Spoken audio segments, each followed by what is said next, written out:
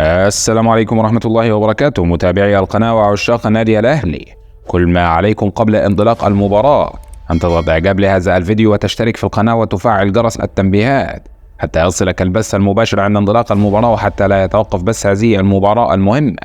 سوف ننقل لكم البث المباشر بجودة عالية وبدون تقطيع لمباراة الدور نصف النهائي من بطولة كأس العالم للأندية، والتي ستجمع بين الأهلي المصري وفلومينينسي البرازيلي في المباراة المهمة التي يسعى فيها الفريقين من تحقيق الفوز واقتناص بطاقة التأهل للدور النهائي، ويسعى فيها النادي الأهلي من أجل الفوز والمنافسة على لقب البطولة. كل ما عليكم قبل انطلاق المباراة أن تضغط إعجاب لهذا الفيديو وتشترك في القناة وتفعل جرس التنبيهات حتى يصلك البث المباشر وبجودة عالية وبدون تقطيع، وحتى لا يتوقف بث هذه المباراة المهمة، حيث سننقل لكم هذه المباراة المهمة التي ينتظرها محبي وعشاق النادي الأهلي. وستذاع المباراة عبر شبكة القنوات السعودية في تمام الساعة 8 مساء بتوقيت القاهرة. استعدوا لها، ستنطلق المباراة بعد قليل، ومن الممكن متابعة المباراة أيضا عبر القمر السعودي المفتوح عرب سات عبر الترددات المعروضة على الشاشة، وعبر قمر النايل سات عبر القنوات المدفوعة مسبقا.